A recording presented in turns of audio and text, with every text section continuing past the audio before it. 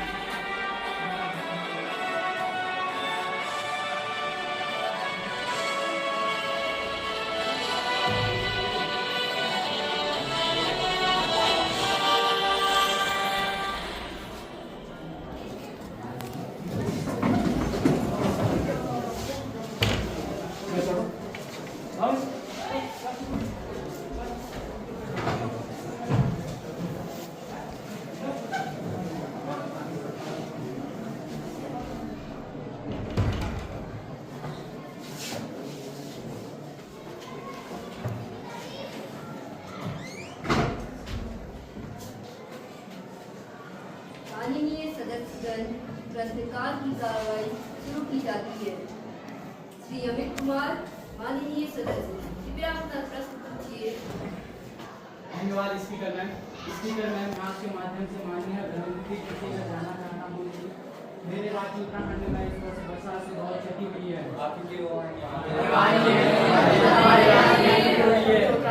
समूचा उत्तराखंड विशेष करके पहाड़ी क्षेत्र आपदाग्रस्त है।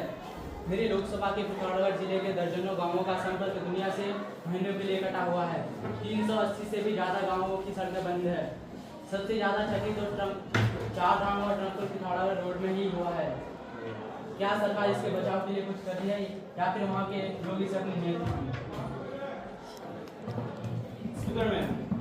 माननीय सदस्य ने आपदा से हुई क्षति पर चिंता व्यक्त की है। उत्तराखंड सहित देश के अधिकांश राज्य आपदा से ग्रसित हैं। सरकार हर पल रिपोर्ट का संज्ञान ले रही है।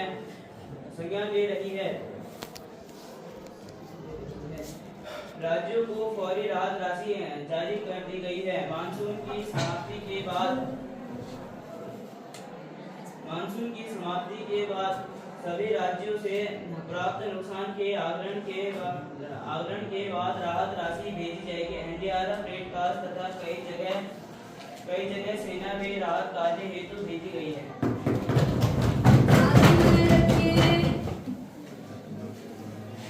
एक ज्वलंत व महत्वपूर्ण विषय पर माननीय सदस्य द्वारा प्रश्न पूछा गया। माननीय नेता विपक्ष कोई सप्लीमेंट्री प्रश्न पूछना चाहेंगे? धन्यवाद मैडम स्पीकर, आपने मुझे अनुपूरक प्रश्न पूछने का अवसर प्रदान किया।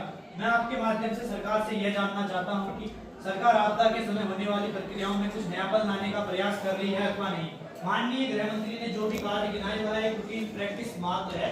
हर बार आपदा आती है, लोगों पर संकट मंडराता है और सरकार रनिंग एड देती है और घटना पर मुआवजा देकर अपने कर्तव्य की तीसरी कर लेती है और यही अगली आपदा तक चलता ही रहता है। इसका कोई समाधान नहीं निकल पाता।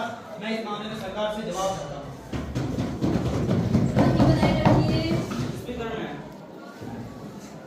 मैं माननीय नेता प्रतिपक्ष के प्रश्नों के उत्तर में यह कहना चाहता हूँ कि सरकार आपदा राहत के त्वरित उपाय कर रही है, जिससे जनजीवन जल्दी सामान्य हो सके।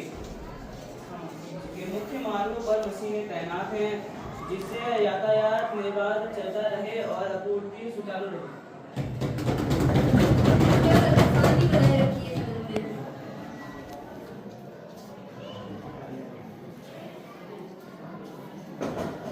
मैं इस मामले में प्रधानमंत्री से जवाब मांगता हूं।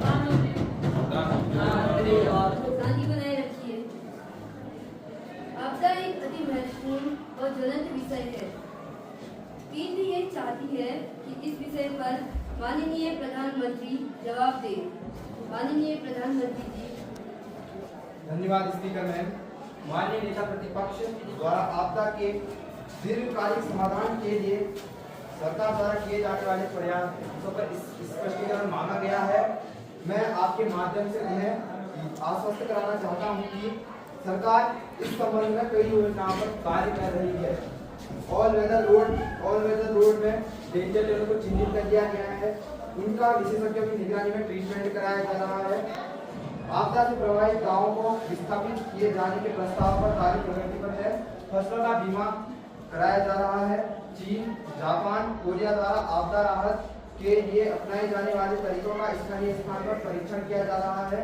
मैं माननीय नेता प्रतिपक्ष सहित पूरे सदन को आश्वस्त करना चाहता हूं कि जल्दी ही सरकार आपदा से होने वाली क्षतियों से बचाव हेतु कोई दीर्घकालिक समाधान कर देगी।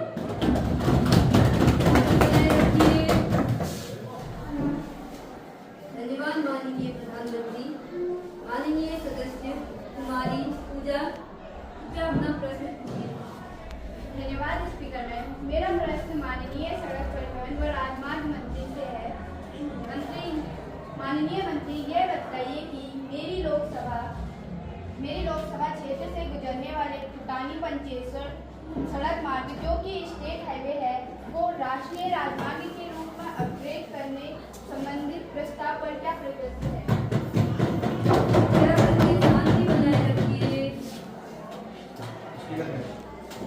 माननीय सदस्य, आपके द्वारा लोहाघाट की उटानी सैर फाटक पंचेश्वर स्टेट हाईवे का प्रस्ताव भेजा गया है। मुझे पता चला है कि राज्य सरकार कुछ मार्ग का चौड़ीकरण करवा रही है। टेंडर प्रक्रिया गतिमान है। भविष्य में मार्गों का परीक्षण कर कुछ मार्ग को राष्ट्रीय राजमार्ग घोषित करने का विचार किया जाएगा।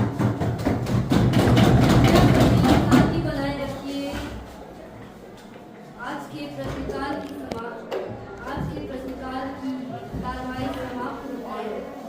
शून्यकाल की प्रारंभ होती है। अध्यक्ष महोदय, 1 जनवरी 2004 से सरकार ने नई पेंशन योजना की शुरुआत की थी, जिसमें कर्मचारी से नियमित अंशदान की कटौती की जा रही है। कहा गया है कि सेवानिवृत्ति के समय जमा एक मुफ्त राशि के 40% से नियमित पेंशन मिलेगी।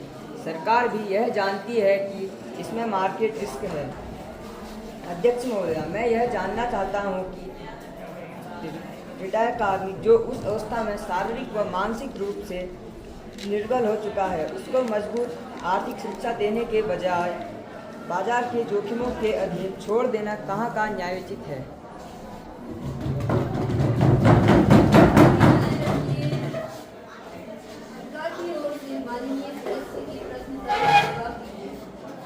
स्पीकर मैम, अध्यक्ष महोदया, एनपीएस में कुछ खामियां खासकर कम सेवानिवृत्ति वाले कार्मिकों को लेकर देखी गई हैं। सरकार एकीकृत पेंशन स्कीम यूएस लाने जा रही है जो 2025 से लागू हो जाएगी, जिसमें कार्मिकों को तय पेंशन दिए जाने का प्रावधान किया जा रहा है। अध्यक्ष महोदय, मैं आपसे यह कहना चाहता हूं कि कर्मचारी यूपीएस से संतुष्ट नहीं है। स्पीकर मैम, देश में अभी भी कई ऐसे सेक्टर हैं जिनमें 2004 जनवरी से पहले की पेंशन व्यवस्था लागू है। माननीयों की पेंशन व्यवस्था भी यथावत है। मैं सरकार से यह जानना चाहता हूं कि केवल सरकारी कर्मचारियों के मामले में ही नए प्रयोग किए जाना कहां तक सही है। पहले एनपीएस और अब ये यूपीएस, क्या सभी पेंशन भोगियों की पेंशन व्यवस्था एक समान नहीं हो सकती? क्या सरकार का कर्तव्य नहीं है कि वे सभी कर्मियों को एक सुरक्षित भविष्य के लिए आश्वस्त करें? मैं सारे पेंशन भोगी चाहते हैं कि पुरानी पेंशन व्यवस्था लागू हो क्योंकि वह ज्यादा सुरक्षित थी। मैं यह दावा करता हूं कि अगर पुरानी पेंशन व्यवस्था लागू होगी तो कर्मचारियों में उत्पादकता बढ़ेगी और कार्यकुशलता से कार्य करेंगे और सारे खर्चे भी धीरे धीरे पूर्ण हो जाएंगे।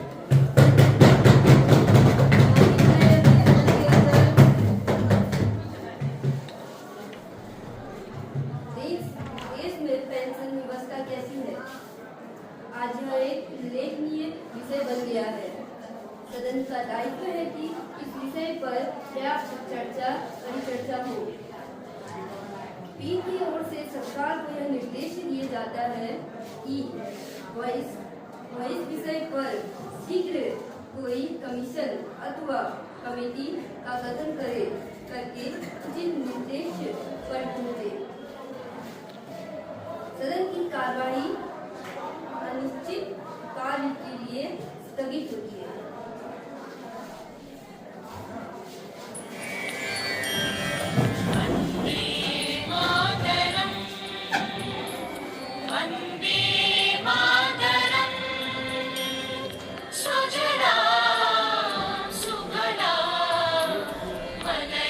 शीतला सस्य